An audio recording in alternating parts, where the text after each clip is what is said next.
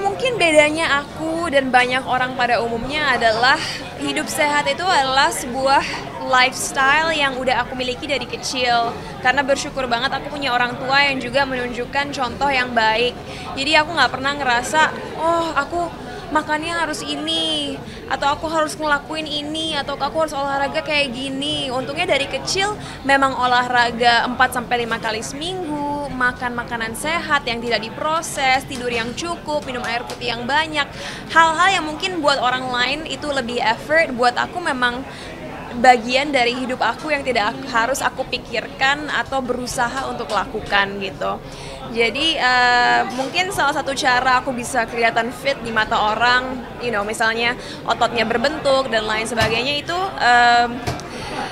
alasan besar adalah dari kecil aku atlet.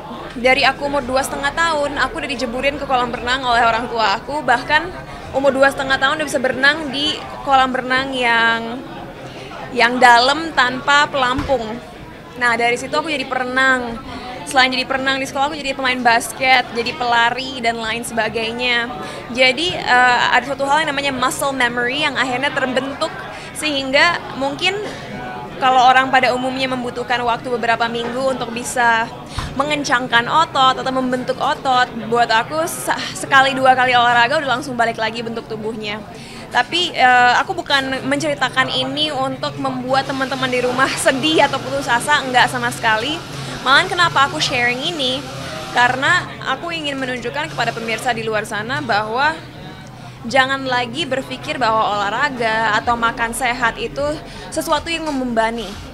Kalian harus ngerubah mindset kalian dan sadar bahwa hidup sehat itu adalah investasi buat masa depan kalian, supaya di masa tua kalian nanti kalian nggak lagi atau kalian mengurangi resiko untuk penyakit-penyakit yang ada di luar sana. Jadi kalau kalian dari kecil nggak hidup aktif seperti aku itu nggak apa-apa. It's never too late to start. Jadi mulailah dari sekarang gitu. Dan mungkin untuk teman-teman di luar sana yang mama muda, papa muda, apapun itu, anak-anak kalian dari sekarang udah harus diajarkan hidup aktif supaya saat mereka lebih dewasa, yaitu mereka nggak ngerasa terbebani harus makan makanan tertentu atau melakukan aktivitas tertentu untuk menjaga kesehatan tubuh.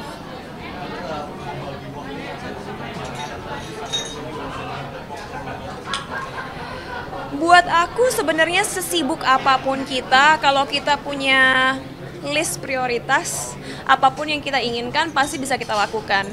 Gampangnya gini deh, kalau teman-teman di rumah gampang banget nge-scrolling TikTok atau Instagram selama sejam 2 jam sehari, kenapa kalian nggak pakai waktu itu untuk olahraga aja? Semudah itu. Kalau kalian punya waktu untuk scrolling berjam-jam, nggak ada alasan kenapa kalian nggak bisa menyisihkan 30-45 menit sehari atau mungkin 1 jam untuk olahraga. Dan olahraga nggak selalu artinya ke gym ya. Itu bisa misalnya jalan-jalan di kompleks, main badminton sama teman-teman, main sepak bola, futsal, basket.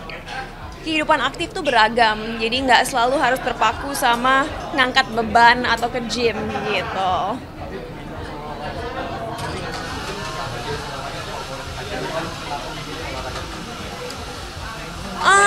Kalau olahraga sebagai team sport bukan untuk exercise ya, aku suka banget basket. Kenapa? Memang dari kecil aku suka main basket dan aku lumayan cepet.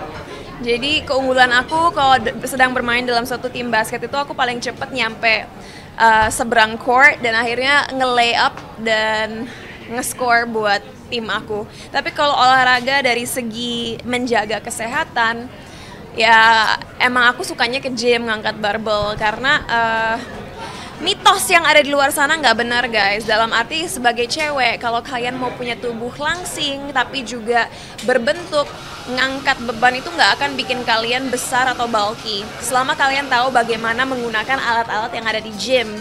Harusnya pada umumnya metodenya adalah repetisi tinggi dan beratnya nggak terlalu berat. Dan seperti kalian bisa lihat, tangan aku berbentuk tapi nggak besar gitu.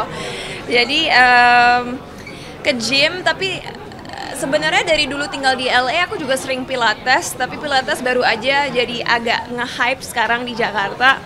Mungkin karena semakin banyaknya tempat-tempat pilates di luar sana. Tapi suka juga Pilates karena itu ngelatih otot-otot kecil. Kalau nge-gym ngangkat barbel kan itu otot-otot besar yang kita latih.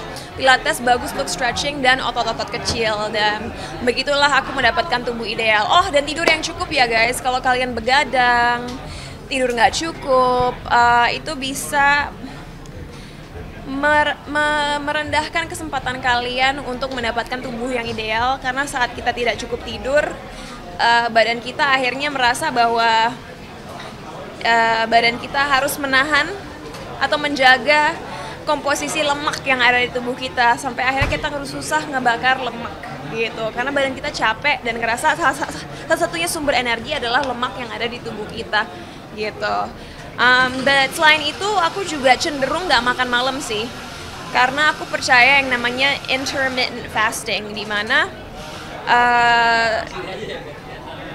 lebih sehat jika kita berpuasa dari makan makanan selama 14-16 jam. Jadi biasanya aku mulai makan jam 7 jam 8 pagi, terakhir makan jam 4 sore, dan nggak makan lagi sampai jam 8 pagi besoknya. Kenapa?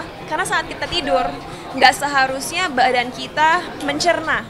Seharusnya badan kita fokus dengan memperbaiki sel-sel tubuh yang mungkin rusak atau butuh diperbaiki gitu. Jadi saat kita tidur dengan kondisi perut kenyang, itu malahan memprevent tubuh kita dari bisa memulihkan otot-otot dan sel-sel dalam tubuh kita gitu.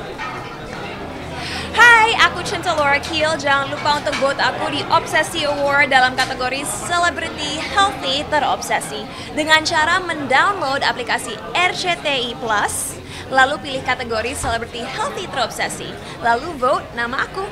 Thanks.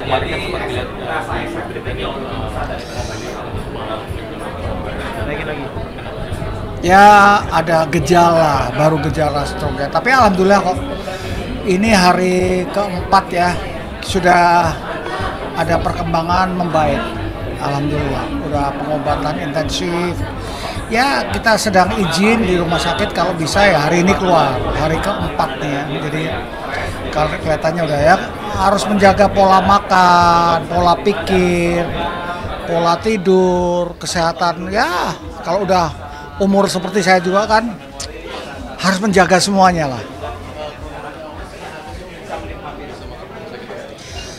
Ya itu awalnya kan pada saat ulang tahunnya Nia Daniati ya, ulang tahun nyanyi, kok suaranya agak berubah. Ini saya dapat informasi dari Nia Daniati langsung ya, jadi suaranya agak berubah, terus agak aneh aja, terus kayaknya lemes, duduk, kalau bicara mungkin agak sedikit kurang nyambung ya, jadi langsung dibawa ke rumah sakit. Rencana kita lagi izin sama rumah sakit ya, kayaknya udah sedikit membaik ya, sedikit membaik, jadi ya mau kalau bisa ya istirahat di rumah lah, lebih nyaman.